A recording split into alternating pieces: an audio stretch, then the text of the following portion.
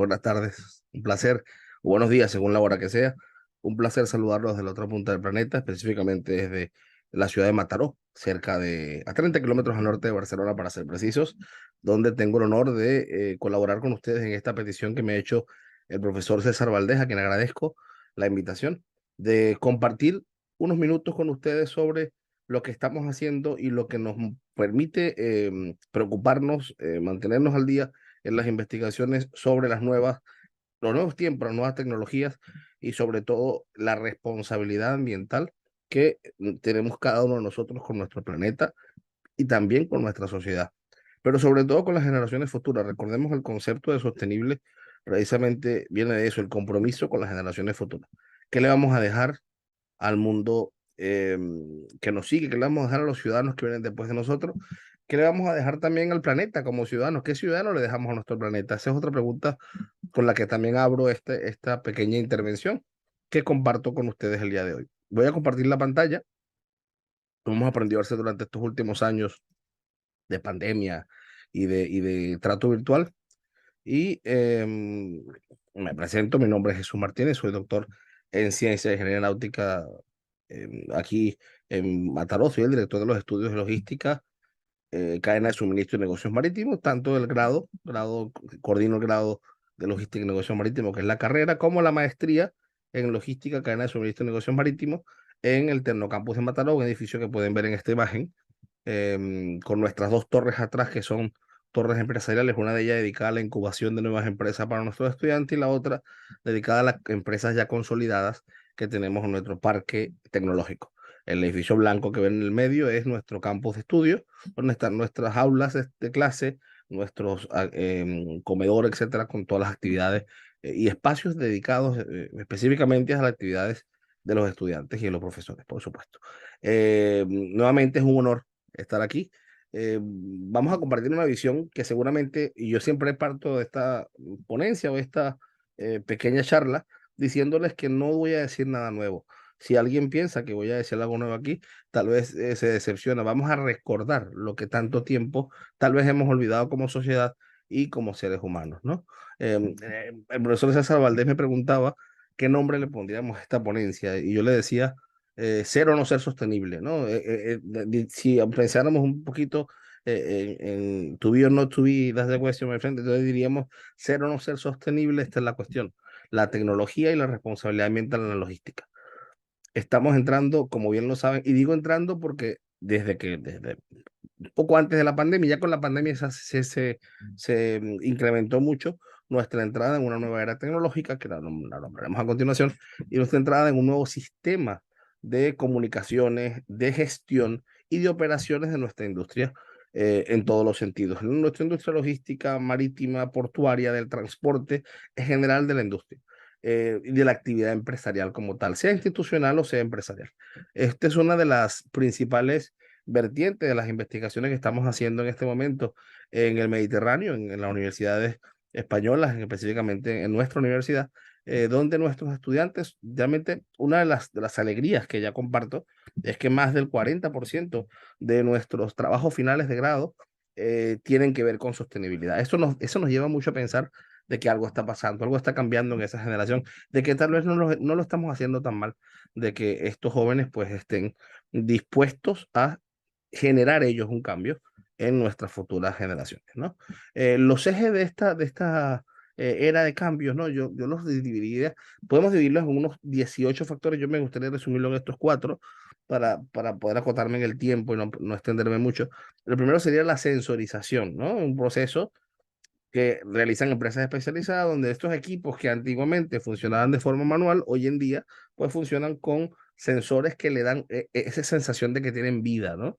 En Panamá lo tienen muy claro, vemos por ejemplo en un puerto las grúas pórtico autómatas, no diríamos automáticas, autómatas, o sea, son autónomas también, y aquí hablamos de dos tipos prácticamente de sensorización. Una de ellas es para la dronización, ¿no? Usamos un dron, dirigimos con nuestras manos o con nuestra tecnología ese equipo que está haciendo una gestión, o vamos directamente a la autonomía y a la inteligencia artificial, donde toma decisiones a través del aprendizaje continuo, como estamos viendo ahora que se ha puesto de moda todo esto, el chat GPT y sus familiares, ¿no? En todas las marcas. y que muchas personas se pusieron nerviosas, pero bueno, ChatGPT va a acabar con la docencia, los alumnos se van a copiar, ¿no? Tenemos que sacarle provecho, los profesores también tenemos que utilizar ChatGPT y tenemos que sentarnos y aprender. Estamos haciendo formaciones aquí en España para utilizar el ChatGPT y precisamente porque nos va a permitir aprender a formular esas cuestiones que la máquina va a tener que resolver, no va a ser nuestro asistente virtual. No para nada, y por supuesto, nuestras máquinas de detección de plagio no permitirán que nuestros estudiantes cometan ningún error, incluso ninguna infracción legal a la hora de plagiar a algún autor, ¿no? La tecnología avanza para todos, avanza por un lado para redactar, pero también avanza para redactar, para detectar, perdón, esos plagios. Eh, lo que sí es cierto es que acá todo esto ha cambiado. Estamos con una era de sensorización de nuestra industria, sensorización incluso de las entregas de última milla en esos paquetes que recibimos, de sensorización de nuestra casa, la domotización de las viviendas, ya no a través de una programación que generamos nosotros, sino a través de un gran proceso, ¿verdad? Que vamos a trabajar de inteligencia artificial, como decía, de toma de decisiones a través del aprendizaje adquirido. En segundo lugar, ya viéndonos más a lo visual, tenemos los vehículos autónomos, la autonomía del transporte. Esto se da en todos los medios de transporte, ¿no? En Barcelona nos gusta mucho ver el metro sin conductor. La línea 9 del metro no tiene conductor. Yo hice un paseo expresamente, no tengo nada que transitar por Siena, me queda muy lejos de casa, pero hice un paseo para montarme en ese tren y ver que no tenía conductor.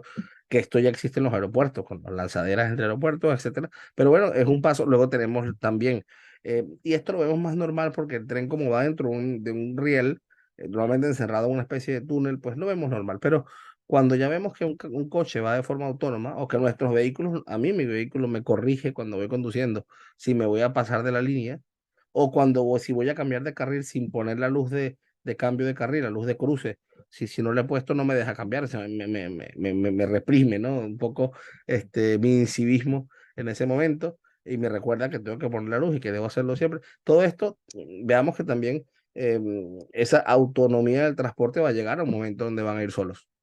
Los vehículos rodados, los buques, ya hay buques, la empresa Yara, ya hablaremos de ello, la empresa Yara en Noruega tiene buques autónomos.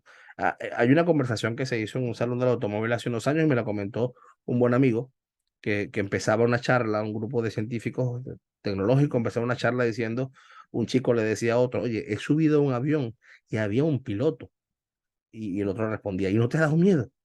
Y no, no, me han pagado para subir. Vale, vale, porque yo con piloto no subo. O sea, esto es una conversación supuestamente del año 2058, ¿no? Donde ya no va a haber pilotos, ni vamos a ver capitanes de barco, ni vamos a ver una serie de profesiones como la mía que se perderán en el tiempo, ¿no? Tampoco será así, exagero un poco. Habrá una transición, por supuesto, y siempre, probablemente, en lo que nos queda de vida, veremos esa transición con una serie de tripulaciones mínimas, con una seguridad marítima importante, incluso algún tipo de seguridad aérea, precisamente para evitar uno de los riesgos que veremos al final. También estamos en la era de la descarbonización. No queremos respirar más gases de efecto invernadero, azufre, nitrógeno, no queremos respirar más gases contaminantes eh, y como óxidos nitrosos, etcétera, ¿no?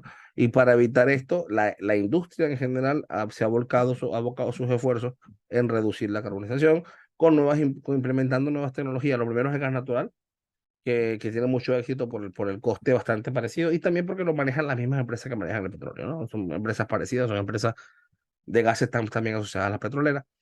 También tenemos el caso de las baterías de litio, barcos con baterías de litio, propulsión eólica, hablamos de los rotores, el famoso rotor de Flettner que se había quedado obsoleto, pues vuelve a ser, a utilizarse, o el Sky Sail de Beluga Sky, por ejemplo, la empresa Beluga que hizo el Beluga Sky Sail, una especie de paracaídas que va tirando del barco, jalando el barco, ¿no? Y que reduce un 40% el consumo de combustible. Eso económicamente tiene un impacto, pero ambientalmente también. Y bueno, y luego, importante, ya lo veremos que los puertos se pongan al día con esto, ¿no? No solamente los buques. Y la sostenibilidad, por supuesto, perdón, es la base de todo esto. Perdónenme que tosa, pero quiero que la conferencia sea como que estuviese en vivo y estoy bastante resfriado. Em, la sostenibilidad como base fundamental de todo lo que estamos trabajando y estamos haciendo en este momento. Esta agenda, esta pequeña presentación pretende explicar dónde estamos, sostenibilidad, descarbonización, mares, aires limpios, cómo nos adaptamos, cuál es nuestra responsabilidad, incluso como académicos, como profesores, como docentes, como estudiantes. Y luego, un factor muy importante, cómo la economía circular nos ayuda a mitigar los efectos de la pérdida de residuos. Por supuesto, los riesgos y los retos a los que nos enfrentamos.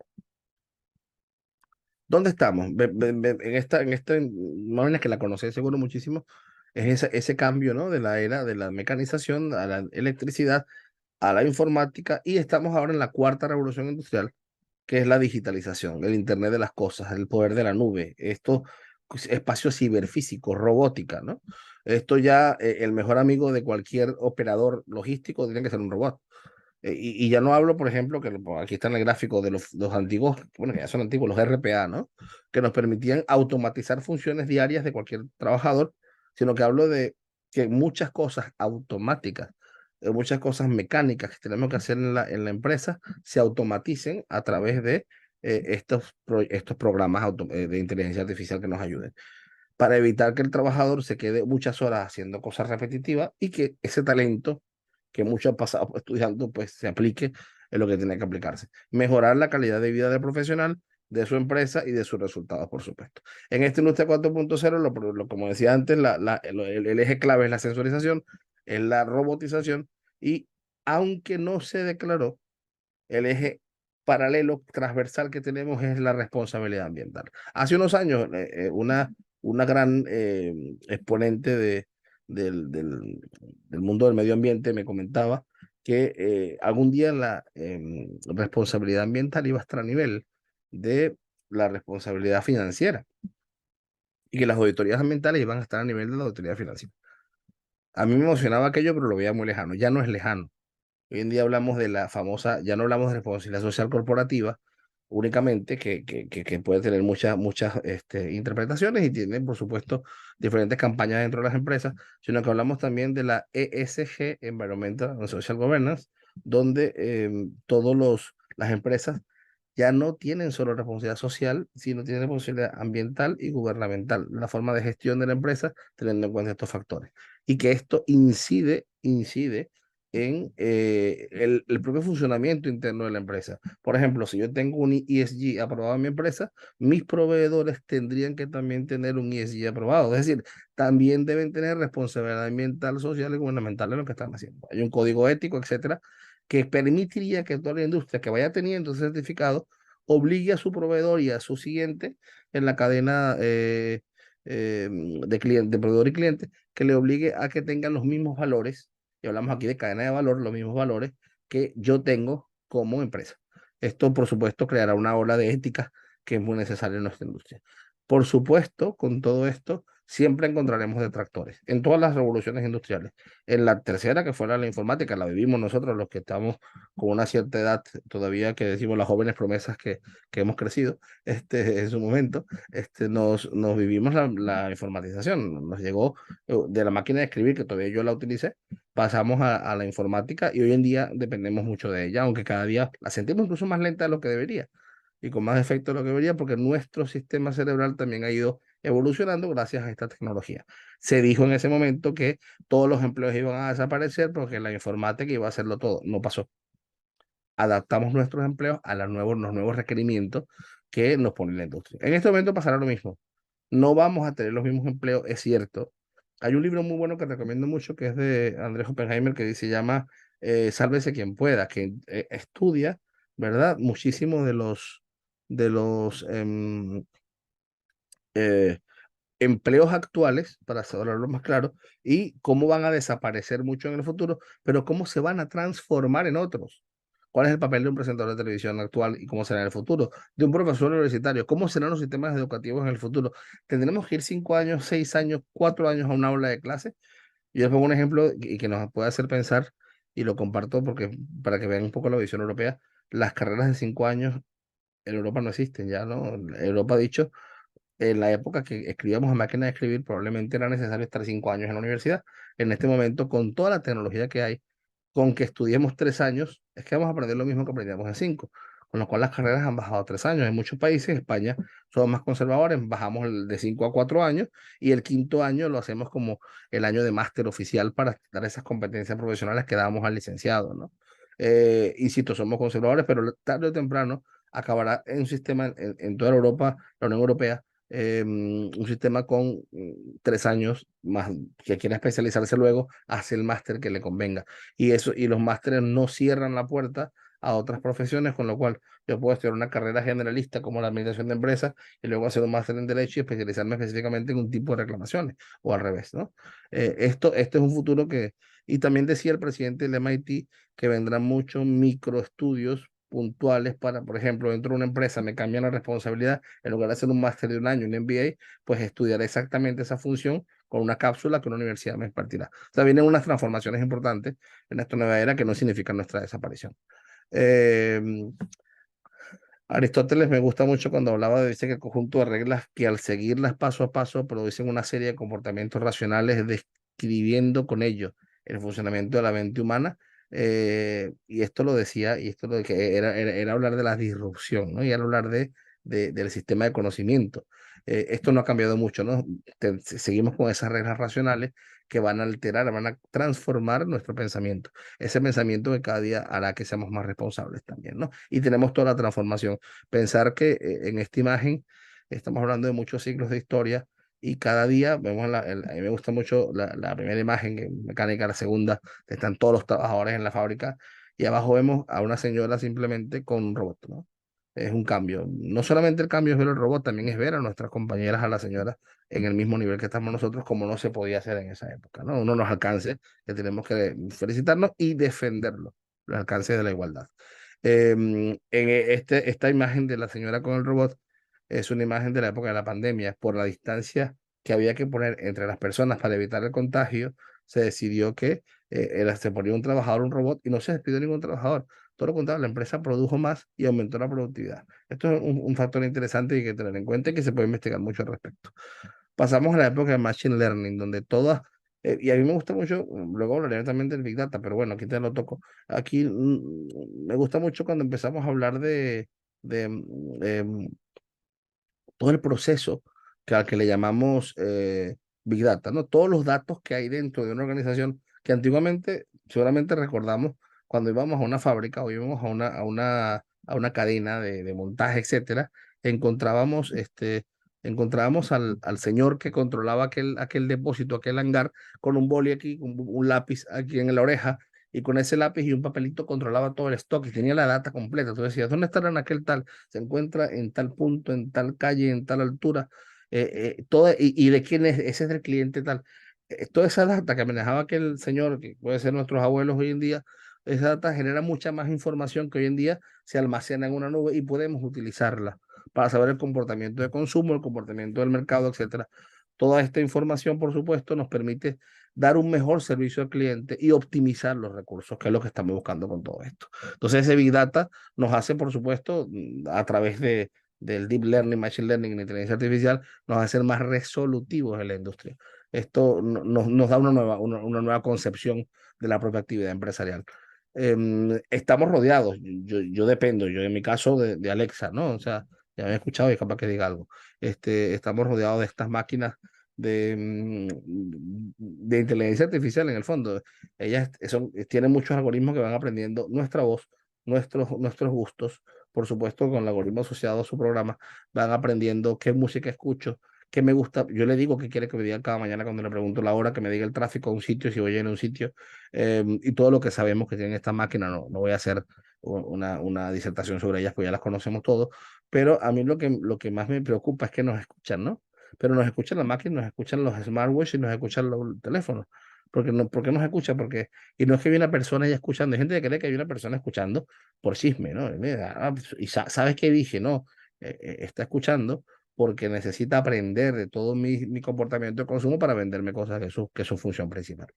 Hay una nueva teoría que a mí me hizo mucha gracia cuando la escuché, gracia y respeto a la vez, ¿eh? Me dio gracia y me dio respeto, que por no decir miedo, que es que el primero la primera o el primero en enterarse que una señora está embarazada es Amazon, ¿no?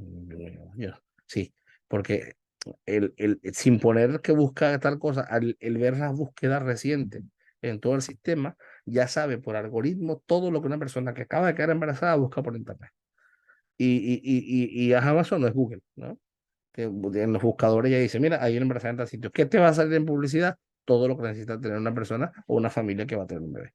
Entonces, todo esto, pensarlo en la cadena logística, en el sistema portuario, pensarlo con nuestros transportistas también, ¿no? Cuando vienen con documentos en papel y que ponerles un sello, todo lo que nos puede modificar, cuando esto se vaya integrando en nuestro sistema portuarios, que insisto, el sistema marítimo no es el más rápido de todos, por el tema documental y procedimentario, aduanero, etcétera, pero el proyecto seguramente cada día va haciendo que los proyectos de evolución de la industria van haciendo que sea más sostenible, sea más rápido y sea más eficiente. Yo pongo esta imagen siempre, para no olvidarme de decirlo, hay un amigo que me dice, no, no, a mí no me pueden escuchar porque yo no tengo móvil, no uso redes sociales y a mí yo estoy aislado del mundo y yo soy un ser libre, ¿no? Digo, mira, ¿tienes tarjeta de débito? Sí, vale. ¿Haces compra, pagas en efectivo? No, cada día nos permiten menos pagar en efectivo. Hubo incluso una propuesta de algún señor eh, político que dijo, vamos a eliminar el efectivo y que precisamente para controlarnos más también a nivel financiero y para cobrar más impuestos en el fondo, ¿no? O sea, em, la respuesta de la Unión Europea fue que no se puede quitar el efectivo que circula porque es parte del sistema de financiero europeo, no se puede quitar los billetes y las monedas, etcétera, y hacen falta todavía para máquinas, para funcionamiento, sobre todo las personas de tercera edad. Pero cuando yo uso una tarjeta de débito en un supermercado y compro una serie de bienes, esa serie de bienes le explica al banco una data, qué tipo de comida como, qué tipo de detergente utilizo, qué tipo de jabones de bañarme, champú, etcétera, utilizo, qué marcas utilizo. Entonces, ya todo ese sistema de data, ese data no piensen que se queda flotando en el aire y que no, eso se aprovecha. Yo tengo una nube de comportamiento de consumo con mi tarjeta de débito que saben exactamente incluso los vicios que pudiera tener. Si una persona que va y compra bebidas alcohólicas, saben los vicios que tiene. Entonces saben la publicidad que le va a llegar luego. Todo esto es un aprendizaje que simplemente lo pongo en la mesa, no como una disertación sobre tecnología, que no es lo que pretendemos, sino para que entremos en cuenta de que nuestra industria se modifica a través de todas estas pequeñas cosas que también afectan nuestra vida. ¿No? Hay una cosa interesantísima que son los sesgos cognitivos, ¿no? Que son esos atajos mentales que hacemos para evitarnos pensar, por decirlo en un resumen. Hay muchísimos sesgos cognitivos, hay guías de 70 sesgos cognitivos, hay guías de 180 sesgos cognitivos. Los sesgos cognitivos son los que hacen que en un momento determinado yo leo una noticia porque me gusta, por ejemplo, yo soy partidario de los verdes, ¿no? Y no de los colorados, como decía Cantinflas. Y yo leo todos los verdes y el algoritmo de Google solamente me va a dar noticias de lo verde, nunca me va a mostrar lo que piensa el Colorado. Con esto yo cada día me voy radicalizando, fanatizando, porque me he sesgado hacia uno. En la investigación académica huimos de los sesgos académicos o de una investigación sesgada no puede ser científica, ¿no? Pero en el mundo normal vivimos sesgados. Tenemos la tendencia y por eso se nos afianzan cada día ciertos valores o antivalores, ¿no? Una tendencia política que nos gusta, una tendencia de deportiva que nos gusta, un club de fútbol determinado o de béisbol determinado, y veremos eso siempre en nuestras publicidades, ¿no? Veremos eso siempre en lo que tenemos. Eso nos crea también esas famosas que llaman distopía, ¿no? Que yo dejo ahí la palabra para que los estudiantes la investiguen. Este es un dato importante para entender el tema de los sesgos y el tema de cómo funcionamos a través de nueva industria para llegar a pensar cómo modificar nuestros pensamientos en aras a una era más sostenible. Cada día podemos procesar, según los neurocientíficos, a quienes respeto muchísimo, cerca de, perdón, 60.000 pensamientos. Gran parte de ellos son negativos, porque son los que más rápido cogemos, cuesta menos esfuerzo. O sea, pensar en positivo requiere un esfuerzo adicional.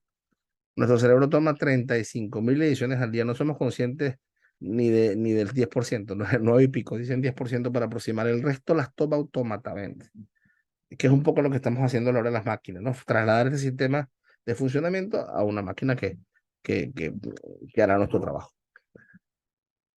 Y esto influye, por supuesto, en nuestras emociones y en nuestro comportamiento, por supuesto. Y entonces, de aquí vienen muchas preguntas que nos hacemos, cómo hoy con nuevas tecnologías podemos aumentar este sesgo o podemos ayudar a que este sesgo no siga, ¿vale? Incluso en nuestra industria. Y ahí entramos precisamente en esto que queremos hablar hoy, la sostenibilidad. ¿La sostenibilidad es un valor en sí mismo? Sí, yo lo defiendo como un valor. ¿La sostenibilidad es tangible? No y sí. Es tangible y es intangible. Podemos verla en nuestros recursos naturales, podemos ver que nuestro planeta se va contaminando. Y cuidado que no estoy hablando de cambio climático, porque el cambio climático obedece, por supuesto, lo aceleramos con la contaminación, pero obedece también a otros factores externos no controlables, ¿vale? Yo estoy hablando ahora precisamente de la contaminación que generamos, de que con tanto emisiones de gases tóxicos dañamos la salud, dañamos la atmósfera, las plantas, los vegetales, etcétera. Que por esos gases generan efecto invernadero y con esos gases contaminamos y hacemos que, por ejemplo, según la cantidad de densidad de gases, no haya lluvias, ¿vale? Estoy hablando de estos efectos que tenemos, de que el exceso de plástico que veremos en los océanos hace que no hayan peces o comemos peces contaminados y nos afecta la salud. Y ahora tenemos el deber, es que es por supervivencia de ser sostenible y vamos a ver cómo lo estamos haciendo, ¿no? En toda esa cadena logística, yo pongo aquí un ejemplo de la cadena logística del transporte, ¿no? Desde esa caja o desde esa botella de vino, de esa percha de ropa que se paletiza, que se conteneriza, que se va en cualquiera de los medios de transporte de aquí escrito tiene que tener un recorrido sostenible porque calculamos su huella de carbono, calculamos la ecocalculadora, que la veremos al final, veremos que el puerto de Barcelona tiene una, y tenemos que ofrecerle, el cliente debe tener la responsabilidad de pedirle a su proveedor que haga el transporte más sostenible posible. Y solo así, porque entonces eso permitiría que ese cliente probablemente tenga una ISO 14000 o una EMAS, que es la ISO 14000 europea, por decirlo de alguna manera, un poco más restrictiva. Eso permitirá que el transporte y el medio ambiente vayan de la mano por fin, ¿no? Que siempre, ya lo sabemos, han ido en sentido contrario, ¿no? Consolidando esto, consolidaremos no solo nuestro centro logístico, sino todos los centros logísticos mundiales con la misma idea de sostenibilidad. ¿Cuál es nuestra responsabilidad? Es mi pregunta. ¿No? ¿Cómo nos adaptamos a esto? Hay una cosa que nos preocupa a muchos académicos. En el año 1425 a.C., con Tutmosis III veía en clase de esta manera. En el año 2021, 22, 23, 24, pongo 21, vamos a poner después de la pandemia. Digo, ahora nos dividimos en prepandemia y pospandemia, ¿no? En la era actual tenemos las clases iguales que en esa época, la única diferencia es que nos vestimos diferente y nos sentamos en silla. A un extraterrestre le explicamos esto, no lo entendería. La pregunta sería, ¿estamos instruyendo y enseñando en el siglo XXI con la tecnología actual igual que lo hacíamos en esa época? Yo esto me lo cuestiono mucho, ¿no? E intento siempre innovar en mis clases y nos faltan herramientas, es reconocerlo. Nos faltan herramientas, nos faltan recursos también. No todos los sistemas, los gobiernos invierten en que el profesorado se forme con nuevas tecnologías, con nuevos sistemas. No todas las universidades tienen la posibilidad de hacerlo. Entonces, queda mucho por reflexionar para que esa nueva generación que tiene una cabeza diferente a la nuestra, que yo la pongo aquí, mi cabeza no era así cuando yo era estudiante, la de estos jóvenes es así. Probablemente los vemos más dispersos, claro, tienen la nube más grande, tienen las ideas mucho más fluidas que nosotros. Entonces, ¿cómo hacemos para que ellos entren en esa era de conocimiento que les estamos pidiendo? Y que no sea aprobar por aprobar y tener un título por tenerlo, ¿no? Sino que transformen su realidad a través de la educación. Entonces, esta es una idea y con esos valores que queremos mantener, no como autómatas, sino con esos valores como la sostenibilidad. En el mundo marítimo, voy a poner un ejemplo de que no se dice mucho, la contaminación no solo viene de los barcos contaminan solo entre un 3 y un 4%, y hay quien dice entre 4 y un 11. Dejémoslo más o menos un 10% para no discutir con todos los autores, entre un 10% de la contaminación del mar. El resto se contamina desde tierra. El 90% viene de tierra, y viene de tierra a través de los emisarios submarinos que lo estamos viendo aquí, que son los tubos que llevan las aguas residuales de las casas, de nuestras aguas residuales las sacan de la casa y las llevan al mar. También lo tenemos con, aparte de los emisarios submarinos, cuando llueve, toda la basura que cae en el mar, sin contar con toda la basura que diariamente va al suelo. Hay un proyecto muy bonito que en las alcantarillas aquí en España, en muchos sitios de Europa, en Francia lo he visto también, se va poniendo, aquí comienza el mar, la alcantarilla de la calle, porque lo que echas ahí al final en la torrentera acabará en el mar. Entonces, este es un modelo de contaminación. Los emisarios submarinos tendrían que ser como la imagen que está abajo, con unos puertos difusores que tienen unos milímetros específicos para que salgan a altísima concentración. Y entonces al chocar contra el agua salada, esa agua que ya ha sido tratada previamente, al chocar finalmente, las bacterias se mueren, pues eso no pasa porque ya vemos cómo está la foto arriba. En muchos puertos del mundo, esta es una foto de un puerto específico que está en Gandía hace muchos años. Ahora entendemos que lo han reparado, pero estaba así. ¿Okay? Los vertidos accidentales, por supuesto, dentro de los buques, que son muy pocos. Si vemos cada vez que hay un accidente marítimo son contados en la historia, lo que pasa es que el impacto es muy grande. Son muy pocos con muchísimo impacto, ¿no? Poca frecuencia, mucho impacto en este caso. El caso, aquí recordamos que en España el caso del Prestige, pero recordamos muchísimos accidentes como este, donde el perjudicado otra vez es el medio ambiente. ¿Es posible esto a día de hoy? ¿Tiene que seguir pasando esto? Aquí hay otro caso que fue recomiendo que lo busquen en YouTube. Es un caso que se televisó en directo mientras el barco se hundía en el accidente. Se llama El accidente del mar Egeo. Está en YouTube. Búsquenlo y verán que fue televisado en ese momento. La imagen es un poco antigua, pero verán como un accidente marítimo no se pudo evitar y la tele estaba encima del barco, ¿no? Los vertidos industriales, o una cosa que es perseguida por la ley, en lugar de canalizarlos y enviarlos a plantas de tratamiento, pues no hay empresas que hacen esto y hay ciudades que hacen esto. Entonces, esto hay que evitarlo, son tóxicos, ¿no? Aquí tenemos un problema gravísimo en ciertas partes de España con esto. Y esto pasa, por supuesto, en nuestros países.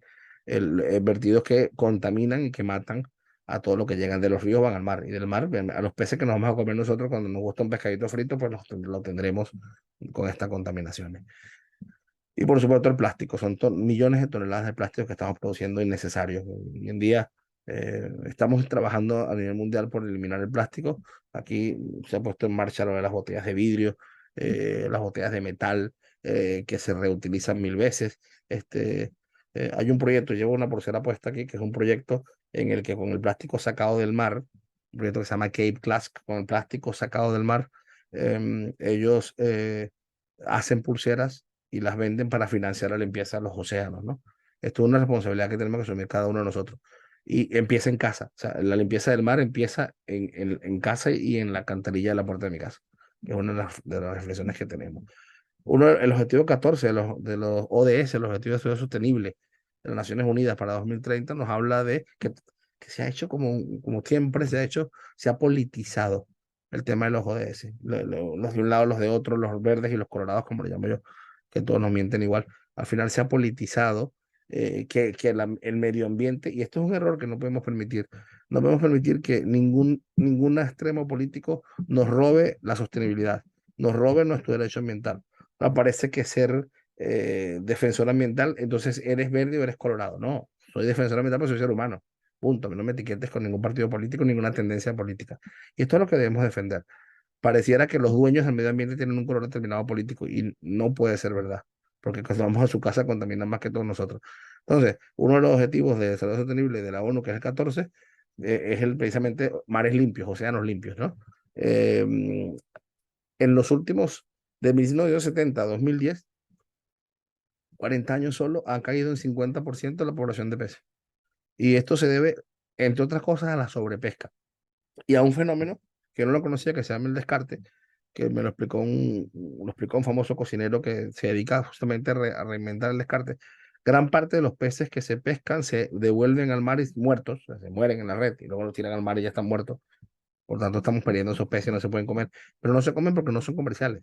No porque no sea un pescado. O sea, tú lo pones en la olla, va a ser igual de bueno, o en el sartén va a ser igual de bueno que otro pez, pero este pez, lamentablemente, no lo conoce nadie, no tiene nombre comercial, por tanto no pueden venderlo. Y si no puedes venderlo, pues tal como se muere lo vuelven al mar. Esto es muy triste. Mientras tiramos esos peces, grandes poblaciones de seres humanos mueren de hambre, como estamos viendo los éxodos en nuestros continentes. Tenemos un éxodo que ustedes conocen muy bien, que está pasando por Darién, y tenemos un éxodo que está aquí en el Mediterráneo, que el Mediterráneo se está convirtiendo en una fosa común, se ha convertido en una fosa común de todas las personas que vienen de África, huyendo de la crisis hídrica provocada por las guerras intestinas que tienen otra vez los mismos poderes fácticos de siempre.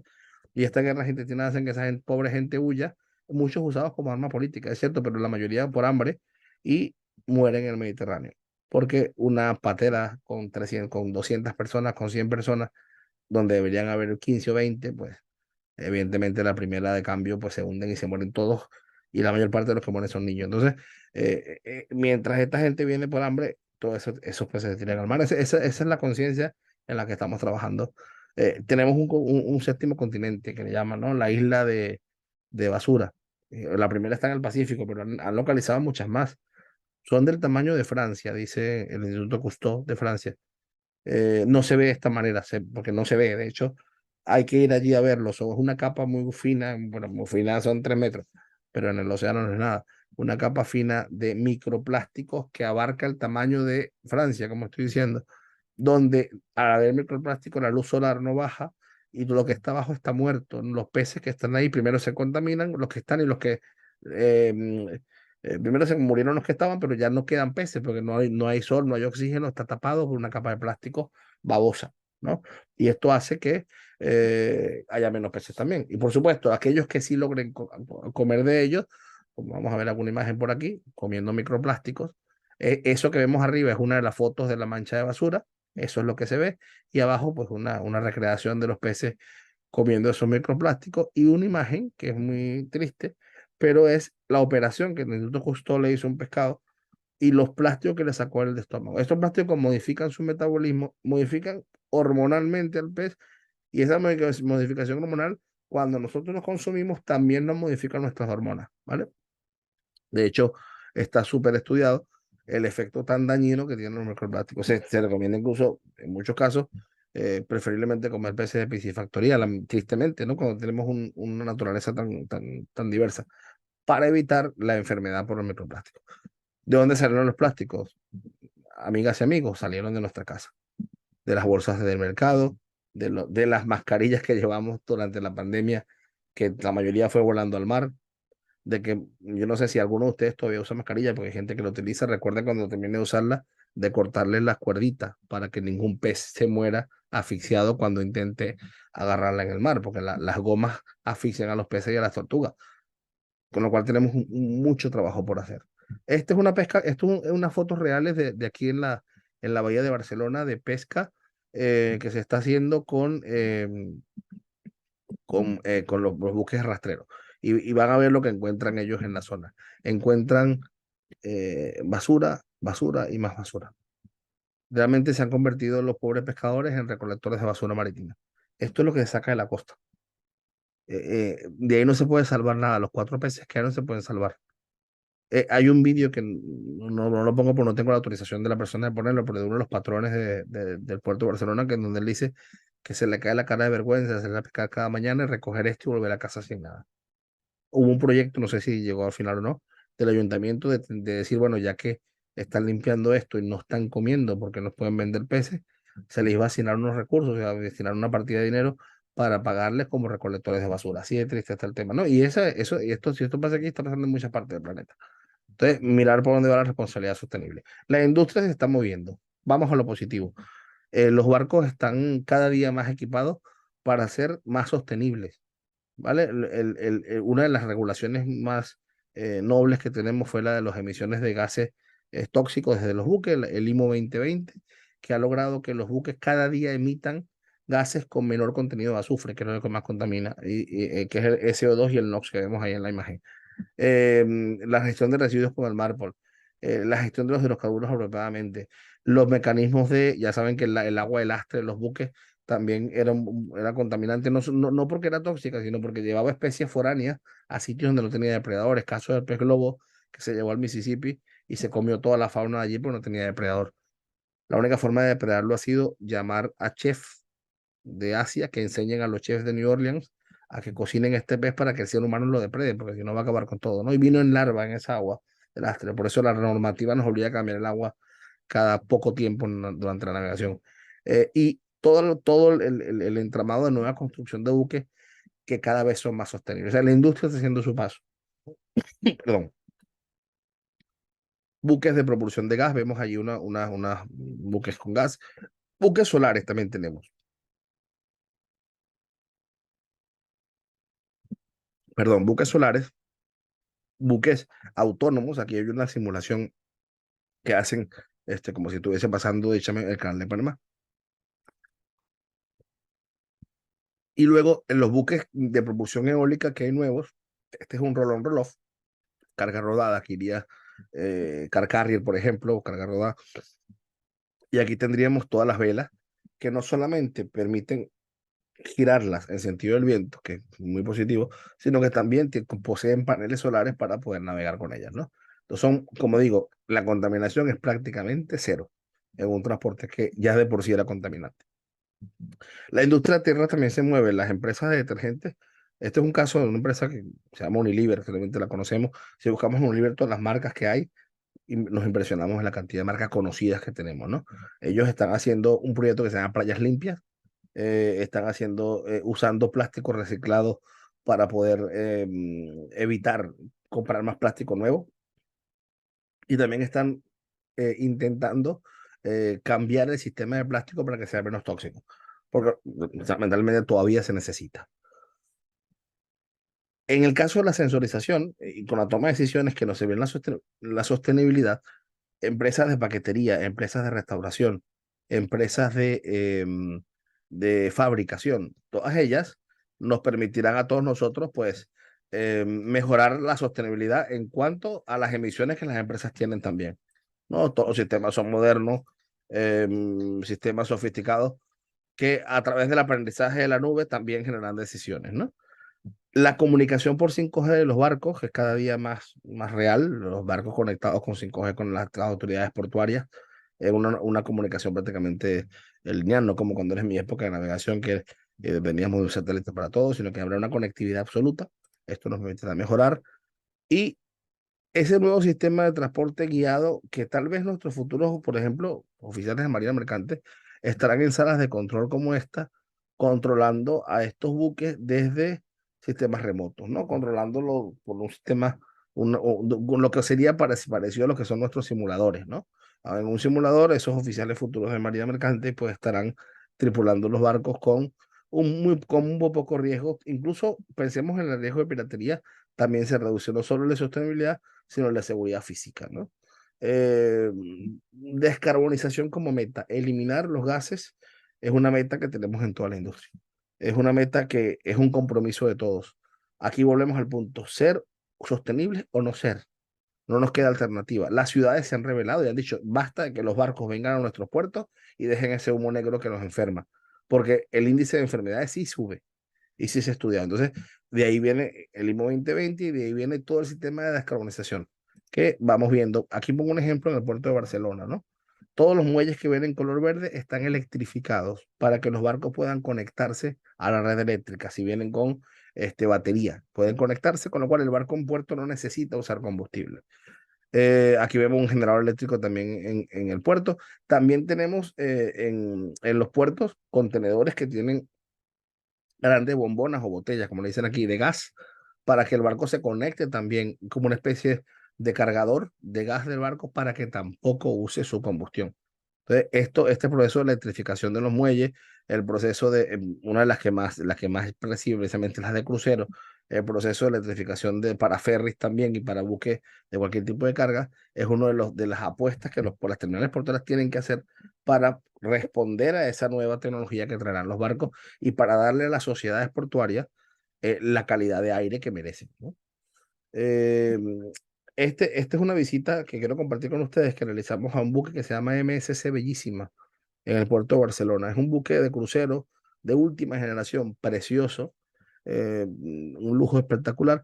Y lo más bonito de esto, de hecho hace poco yo veía un vídeo en YouTube y hablaba de que los cruceros contaminan una cantidad de información sin contrastar. Ese vídeo quizás un vídeo de 2023, probablemente era muy cierto en el 2004, pero en el 2023, después de la IMO 2020 y después de la era de la economía circular en los barcos, no es necesario, no sale a cuenta, es más, hablo claro, no sale a cuenta contaminar. Aquí estamos viendo los residuos en esta foto. Esta imagen que ven aquí son las aguas residuales. Hablo de aguas residuales, me refiero a las aguas de los baños que bajan en un crucero. El agua de los baños se va a decantar en un mecanismo de decantación del barco, como lo vemos, recogida aguas residuales, pasa un tratamiento de filtración muy fina, se pasa en el tratamiento de filtración, se separa el residuo sólido del líquido el líquido se filtra y se pasa por rayos UV para eliminar las bacterias, no queda ninguna bacteria, con lo cual es agua limpia. El agua limpia se puede utilizar para servicios del barco, como limpieza de cubiertas, eh, y puede incluso volver al mar porque es agua limpia, no tiene bacterias. Y mira que pone arriba próximo a la calidad de agua del grifo, mientras que los sólidos, la parte sólida de las heces, para hablar claro, se recicla y se convierte en pellets de combustible de alta calidad. Es decir, hasta lo que descomemos se puede vender en un barco. Voy a poner varios ejemplos de cómo se está trabajando en los cruceros con la recogida selectiva de basura, con la segregación. Aquí vemos una planta, de hecho, aquí está la planta de CO2, pasábamos a la planta ambiental del buque. Este tanque, a ver si logro activar el vídeo. El vídeo es muy corto porque no podía hacer vídeo, o sea que hice lo que pude. Este tanque es el que recibe todas las aguas negras del barco, ¿vale? Simplemente para que vean el tamaño de ese tanque. Ese tanque que no es pequeño, él lo recibe y luego pasa por una serie de circuitos. El tanque, una serie de circuitos que tiene. Ahí se ve la decantación, van separando el sólido del líquido y ahí se ve toda la parte del filtrado fino para convertir la parte de agua que hará cristalina al final, que eso ya no se ve, eso va por tubería, y la parte sólida pues se decanta hacia abajo para convertirse en pellet. Vemos también la separación luego abajo en la zona de reciclaje del barco, ¿verdad? Y aquí, mire, estos sacos, estas bolsas homologadas ya para el transporte terrestre, en ella tenemos todo el vidrio molido. En un barco se producen aproximadamente crucero cerca de 2 millones de latas de cerveza al año, cerca de 9 billones de botellas de vino. Si esto lo multiplicamos por los kilos que representa, lo que hacen en el barco es generar dinero con esto. Se muele el vidrio, se compactan las latas, ahora veremos las imágenes, y se exportan, se venden en los puertos donde tienen un acuerdo comercial. El barco va a ser también una fábrica de aluminio y de vidrio molido y de cartón y de plásticos para la industria de la construcción en tierra, ¿vale? El aceite, por ejemplo, ya lo veremos en la foto, el aceite con el que se fríen las cosas del barco, la comida, me comentaba que eran unas 6 toneladas a la semana. Con ese aceite lo que ellos hacían era una obra social que donaban ese aceite a una ONG de la ciudad de Bari que hace jabones para los niños con extremas necesidades. ¿No? Entonces, mirar un poco, aquí se tiran de hecho las botellas y salen molidas abajo, ahí están las botellas que van llegando de los pasajeros, se tira, y ahí queda el vidrio molido listo para la venta. Ya está listo para la venta. Allá vemos los bidones de aceite, aquí vemos donde van a tirar todo lo que es el cartón para molerlo, todas las latas del barco compactadas, listas también para transportar. Aquí, de hecho, esa es una máquina compactadora, se tiran arriba, compacta y sale ya el cuadradito este que ven compactado arriba. ¿Vale? El plástico es lo mismo. Se cortan en pedacitos pequeños y se meten en el saco. Y todo esto, en estos sacos, todo esto se vende. De hecho, está almacenado en una bodega, como lo ven, en una cámara refrigerada a 3 grados centígrados. Ahí está el Clean Plastic y listo para vender. A este lado todo esto listo para la venta en puerto. Está a 3 grados centígrados para que no haya olores y los olores no contaminen el barco. Entonces tienen un sistema de limpieza con ozonización, etcétera. Pero lo interesante de esto es que lo que antes se tiraba al mar, pensemos en esto, lo que antes se podía tirar al mar, hoy en día se convierte en un recurso económico que no sale a cuenta tirar al mar. Beneficiamos al planeta y beneficiamos a la economía e incluso generamos empleo porque probablemente hay más personas que ahora se van a beneficiar de esto. Entonces, pensemos en esta teoría sostenible que es la economía circular también, ¿no? Que es un poco las imágenes de lo que resumen de lo que les enseñaba.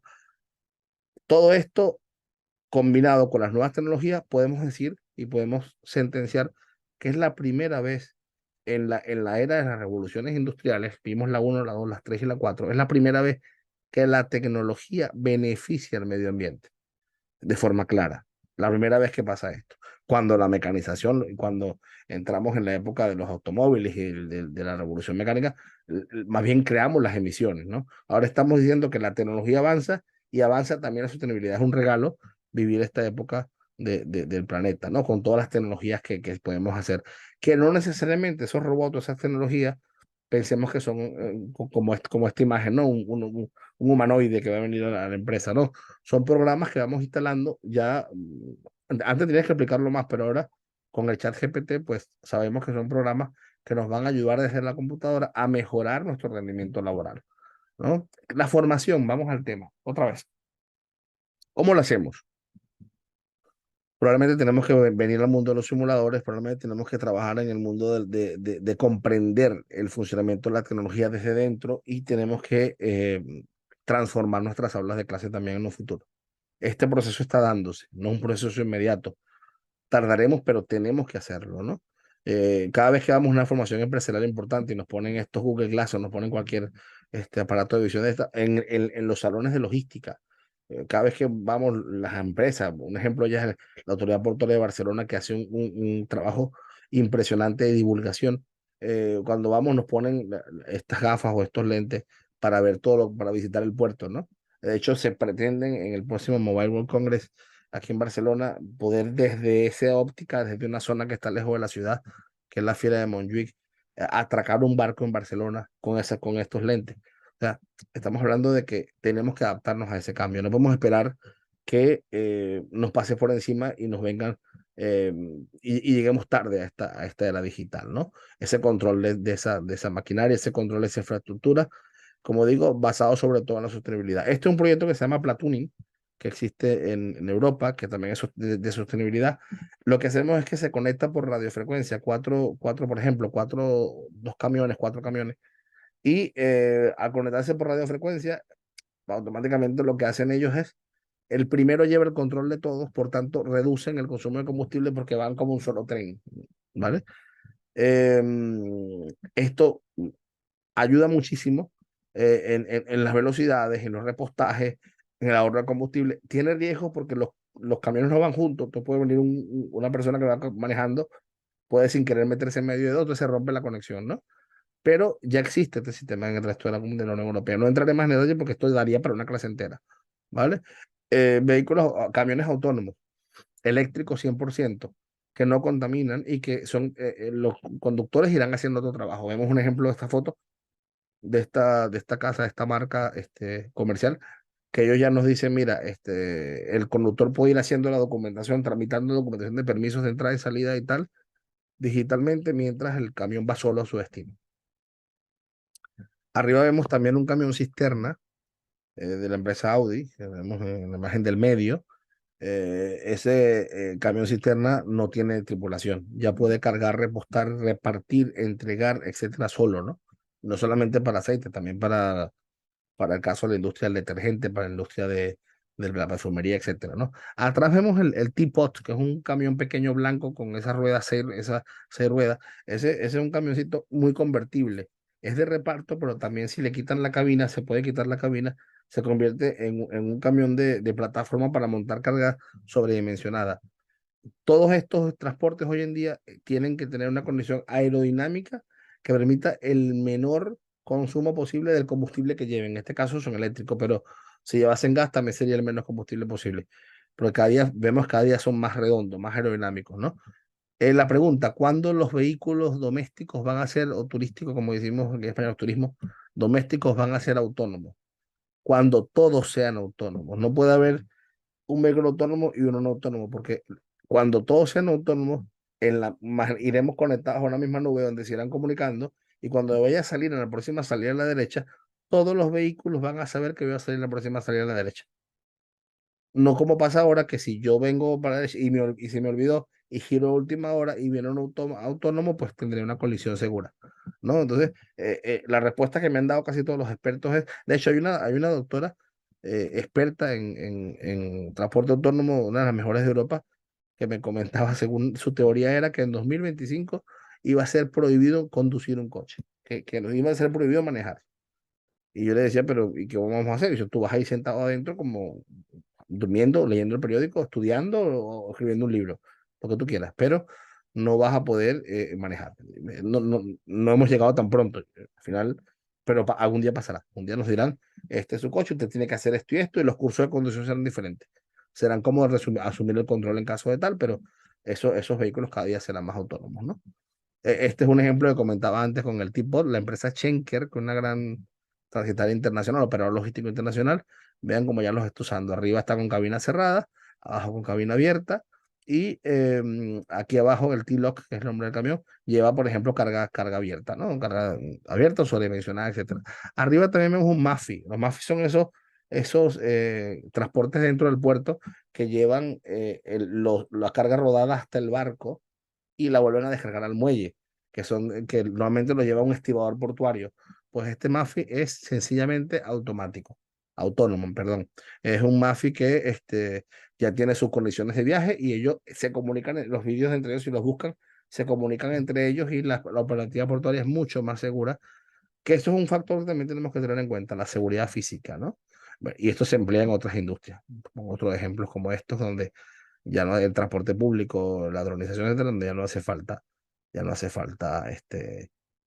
conducirlo nosotros, ¿no? Hay un factor importante en esto. Amazon siempre lo ha dicho, aunque ahora ha habido un cambio de política, pero hasta hace poco nos decía que tiene más de 100.000 robots y más de 550.000 empleados, ¿no? Eso quiere decir que el ser humano sigue siendo necesario. Quizás nuestra labor va a cambiar, como decía al principio. Y yo recomiendo siempre que el mejor amigo nuestro, como en la foto de abajo, sea un robot. No necesariamente así, sino un robot podamos utilizar para mejorar nuestro rendimiento. No, bueno, aquí vemos un poco los países que están más adelantados en este caso, en todas las investigaciones de robótica, etcétera. Vemos que Alemania, Japón, Suecia, Dinamarca, Estados Unidos van a la cabeza. Todos estamos ahí a la mitad, pero bueno, estamos también trabajando bastante. Aquí estamos hablando del Hyperloop, que es el sistema de transporte, que es como un tren, pero que no es el maglev, que es el magnetic levitation, que va a 500 kilómetros por hora, sino que este podría ir hasta 2.000 kilómetros por hora, pero lo bajaríamos a 1.200 por seguridad, que lo creó Elon Musk, que es un tipo de sistema que va en vacío. En España están haciendo ya gran parte de ese sistema nuevo de transporte que comunicaría, por ejemplo, Barcelona y París en 35 minutos. Con lo cual yo podría desayunar un pan con tomate catalán en Barcelona y a media mañana tomarme un café y un croissant allá en París y en la tarde volver a cenar en mi casa tranquilamente, ¿no? Estos son cosas que nos vienen, esa velocidad del transporte nos viene. Podríamos tener un transporte aéreo, eso da para otro debate, pero porque seguimos haciendo las 12 horas para cruzar el continente. Podrías, pero el combustible es uno de los factores que predominan esto y otros factores que no entraré, ¿no? En la academia, formación sostenible. Tenemos que incluir la sostenibilidad como base de nuestro trabajo, como base de lo que estamos haciendo. Tenemos que tener la responsabilidad de que nuestros alumnos cada día tomen conciencia en sus proyectos, en las competencias profesionales, en las competencias transversales, las competencias específicas de la carrera, que esté la sostenibilidad en todos los proyectos, ¿no? Ya sea formación marítima portuaria, formación logística y negocio marítimo, tiene que haber la sostenibilidad como parte del proyecto. ¿Es sostenible? No lo es, no es viable. En la cadena logística global estamos obligados también a que aquí estamos, se ha puesto de moda, tal vez, no sé si en Panamá lo tenéis, seguramente sí, pero yo lo comparto, aquí en la última milla se está haciendo mucho en bicicleta, ¿no? Una especie de triciclo que llevan la paquetería detrás y los repartidores llevan eso, que es la milla que más contamina el transporte, es justamente la entrega al final al cliente. Entonces, aquí hay mucho pedido online y esos pedidos online, todos al final se están intentando entregar de la forma sostenible, furgonetas, camionetas eléctricas o todo el tema que tenemos alrededor de el manpower, que es la bicicleta o los repartidores que van en unas especies de tuk-tuk, como le dicen en Tailandia, que también son eléctricos, ¿vale? Formación en tecnología para nuestros estudiantes, que sepamos cómo vamos a tener que enfrentar el futuro también de la seguridad. Ya no solo en seguridad física, como bien la conocemos, sino también, como bien saben, en la ciberseguridad. Dentro de los riesgos mundiales está la ciberseguridad como parte. Nos han secuestrado todos los puertos del mundo, han sido atacados, secuestrado su sistema operativo. Eso quiere decir que tenemos mucho que aprender todavía. Hemos avanzado bastante y predicamos lo que estamos predicando, pero no estamos preparados para estar seguros. eh, Formación con nuestros clientes también, que si un cliente, que si una empresa tiene esos convenios universidad-empresa, que yo los defiendo muchísimo, si una empresa sacó un software, vamos a invitarlos a la universidad que nos enseñe, vamos a abrir la puerta a nuestras casas, ¿no? Nosotros lo hacemos todos los días.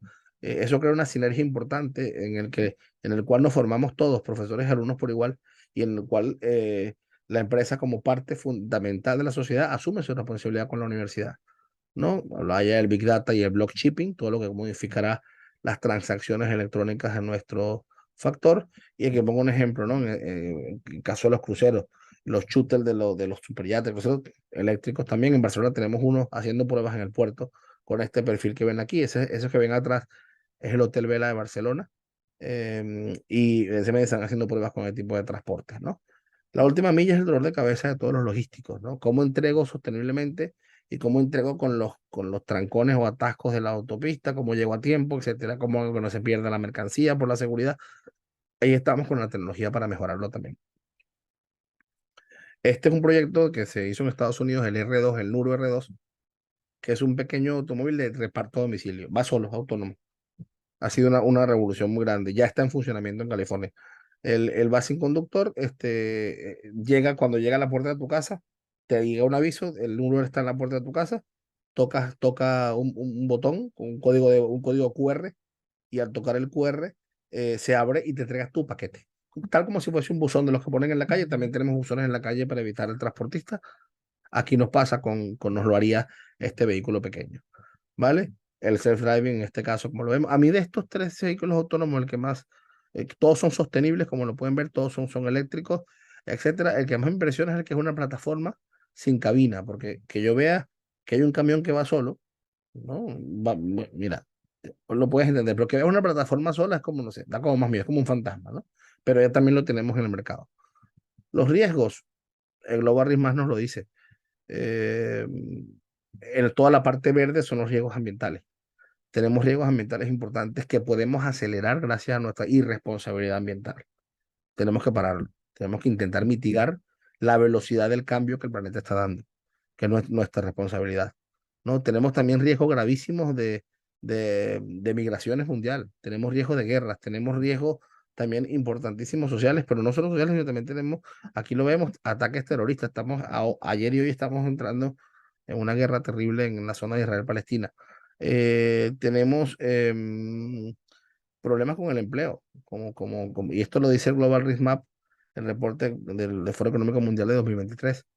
Tenemos también riesgos de ciberataques, que esto es muy importante saber, los riesgos tecnológicos, ¿no? Que los riesgos y hay un riesgo que a mí me preocupa mucho, no se habla mucho, que está aquí escondido, que es el de desigualdad, perdón, desigualdad digital. Desigualdad digital es decir, que en todo este avance que estamos hablando en esta charla, que dura una hora y poquito más, estamos en un mundo bastante avanzado, pero, cuidado, hay una parte del planeta que no tiene acceso a esto. Y hay una parte, quizás el vecino mío que está al lado de mi casa, que no tiene acceso. Y ahí es donde tiene que estar el Estado público, estar el que te recibe el impuesto de todos nosotros y volcar esos impuestos en igualar en la educación a la tecnología, para que esa persona no tenga una analfabetización tecnológica, con lo cual sería un problema para su inserción laboral y su futuro. No podemos segregar a las personas ahora por tecnología. Si queremos ir a la igualdad, tenemos que lucharla por todos los sentidos y este es un problema que también tenemos que atajar en esta era. Con la seguridad, me gusta mucho lo que dijo James Spafford, que es el padre de la ciberseguridad, lo digo siempre en mi charla. El único sistema seguro es aquel que está apagado, desconectado, enterrado en un refugio de concreto, rodeado por gas venenoso y custodiado por guardianes bien pagados y muy bien armados. Aún así, yo no me apostaría la vida por él. Entonces, no hay sistemas seguros. Hay aprendizajes, hay buenas prácticas, hay buenas pólizas de seguro cuando nos ataquen. Hay un sistema de que intentar reducir el riesgo. La mayor parte de ataques vienen por error nuestro, porque le damos clic a un mensaje de un banco que es falso, porque en el mail nos mandan un email, meta sus datos y los metemos, ¿no? Y aunque nos han dicho no meta los datos, no los metemos. Y podemos contaminar una empresa entera por un trabajador. Entonces, mucho de esto tiene que ver con buenas prácticas. Bueno, ya para despedirme prácticamente, ya es la hora que prometí estar con ustedes. Espero que toda esta disertación y esta charla tan amplia haya servido para generar un debate entre ustedes, para estimular el conocimiento. Si quieren conocernos, ahí está la página de nuestro máster universitario en logística, cadena de suministro y negocios marítimos, donde les esperamos. Quien quiera estudiar con nosotros es bienvenido. Tenemos muchos alumnos panameños, excelentes estudiantes. De hecho, en las últimas dos promociones hemos tenido alumnas panameñas excelentes estudiantes, muchas de ellas son imágenes de nuestro máster ahora. Y antes de cerrar, incluyo con 4 frases. Hay una frase de Heráclito de Éfeso que decía: todo cambia, nada es. Y ese debe ser nuestro constante. No sobrevivirán los más aptos, sino quienes se adapten a los cambios, decía Charles Darwin, que ya lo conocemos también muy bien. O somos sostenibles o no somos, como decíamos en esta presentación. La conectividad que tenemos en este momento no la ha tenido ninguna generación anterior. Aprovechemos esto para el intercambio académico entre universidades, para aprender de otros compañeros, para yo aprender de ustedes y ustedes aprendan de nosotros. No, ojalá nuestros abuelos hubiesen tenido esto cuando empezaron las universidades en el mundo, ¿no? Y la descarbonización es salud para la sociedad. Y eso lo tenemos que luchar entre todos. Espero haber sido claro con ustedes, espero que les haya gustado esta presentación. Me tienen a su entera disposición y muchas gracias por la atención. Gracias, profesor César, por la invitación.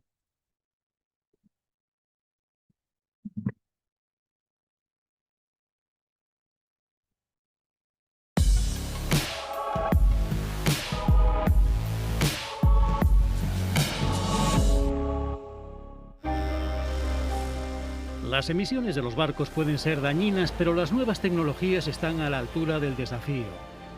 Desde un puesto de control cerca del puerto de Hamburgo, dirigen un dron especialmente equipado hacia buques de gran tonelaje, sobrevolando la columna de escape detrás de la chimenea. El dron toma muestras de las emisiones.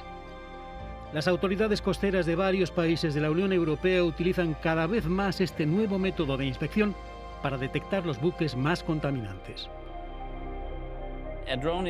Un dron es perfecto para lugares como este, donde estás muy cerca de la costa.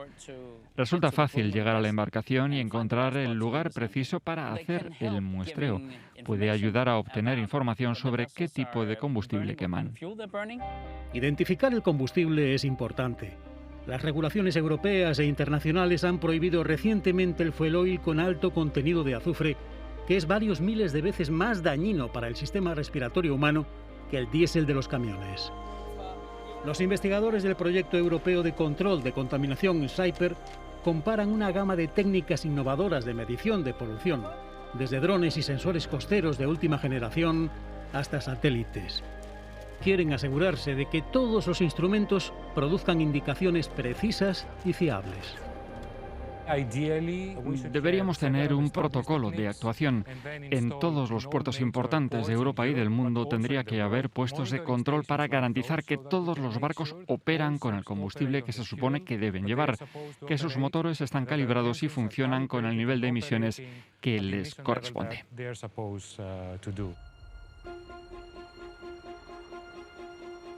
Los sensores estáticos colocados a lo largo de las costas y en los puentes pueden controlar el tráfico marítimo durante todo el día e identificar varios tipos de contaminantes emitidos por los barcos.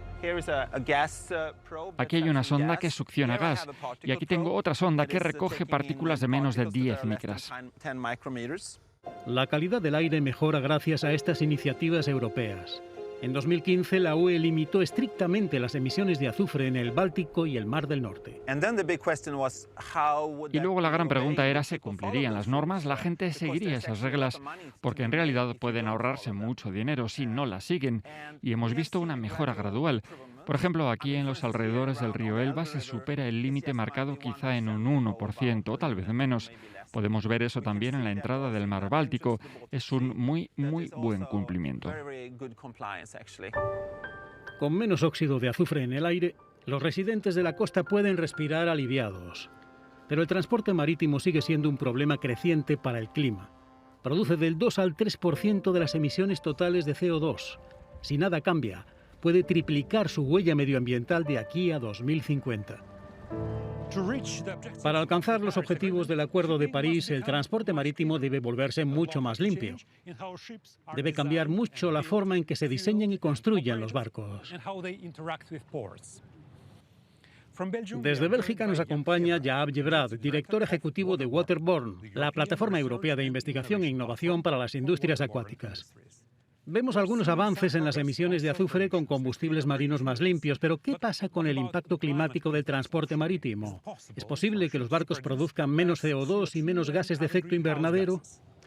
Es absolutamente posible, desde el punto de vista técnico, producir menos emisiones de gases de efecto invernadero y también menos contaminantes del aire o del agua, pero también estamos trabajando en soluciones económicamente viables. Creo que uno de los ejemplos que está recibiendo mucha atención es el de ferries eléctricos porque transportan pasajeros. Pero aún nos queda un largo camino por recorrer antes de que todo tipo de embarcaciones naveguen sin emisiones. Usted conoce a las partes interesadas en este sector en Europa. ¿Hay un consenso sobre en qué tecnologías centrarse para hacer un transporte marítimo más ecológico? Existe consenso sobre el hecho de que tenemos que lograr un transporte acuático con cero emisiones.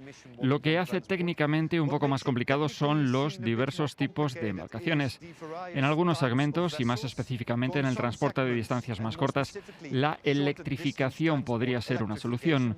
Pero para el transporte de larga distancia, por ejemplo, investigamos el hidrógeno verde, amoníaco verde, y también la propulsión asistida por viento. Por lo tanto, al final hará falta un mosaico de medidas para lograr el transporte acuático de cero emisiones a más tardar en 2050. La propulsión asistida por viento puede no parecer una idea particularmente nueva para la navegación, pero este ferry que navega de Turku a Estocolmo utiliza una tecnología de vanguardia con materiales ultraligeros. Su cilindro giratorio, una vela de rotor, ayuda a que la embarcación se desplace. No lo parece, pero en realidad es una vela mecánica. Está empujando el barco hacia adelante en condiciones favorables de viento. Reduce la carga del motor principal, el consumo de combustible y las emisiones. Se basa en el llamado efecto Magnus. Giramos el cilindro con el motor eléctrico interno, el cilindro hace girar el aire, que fluye, provoca una diferencia de presión y a través de esa diferencia de presión empieza a empujar el barco hacia adelante. Aclamado como el barco más ecológico y silencioso del Báltico, el Viking Grace utiliza varios recursos para reducir emisiones. Es uno de los primeros en la región que funciona con gas natural licuado. Está optimizado para utilizar el menor combustible posible. La vela de rotor todavía está en pruebas, pero parece contribuir a una navegación más limpia. Por supuesto, la mejor ventaja es que podemos ahorrar combustible y minimizar emisiones. Ese es el objetivo. Funciona. No puedo anunciar la cantidad, cuánto ahorramos, pero creo que estará entre el 2 y el 5%, todavía en periodo de evaluación y prueba. Norsepower, la empresa finlandesa tras las velas de rotor, las ha instalado hasta ahora en 4 barcos y trabaja en 2 más. Dice que la tecnología tiene una gran demanda y puede ser decisiva a escala mundial. Nuestro objetivo es equipar hasta 30.000 barcos en todo el mundo con esta tecnología. Parece que podemos reducir las emisiones totales del transporte marítimo mundial en casi un 10%, simplemente empleando esta tecnología. Otro ejemplo de cómo mejorar la calidad del aire en los barrios residenciales próximos es la terminal del Viking Grace, el puerto de Turku. Todos los camiones escanean automáticamente para que puedan embarcar en el ferry más rápidamente. Gracias a la financiación europea, el puerto también tiene un nuevo sistema de amarre automático. Pronto ahorrará tiempo en cada atraque y desatraque del ferry. Si ahorra tiempo aquí en el puerto, tampoco necesita aumentar la velocidad en la singladura. Si reduce velocidad, también reduce emisiones. Un proyecto estratégico de la Organización Marítima Internacional emplaza al sector marítimo mundial a reducir a la mitad sus emisiones de gases de efecto invernadero de aquí a 2050. La tecnología puede hacerlo posible.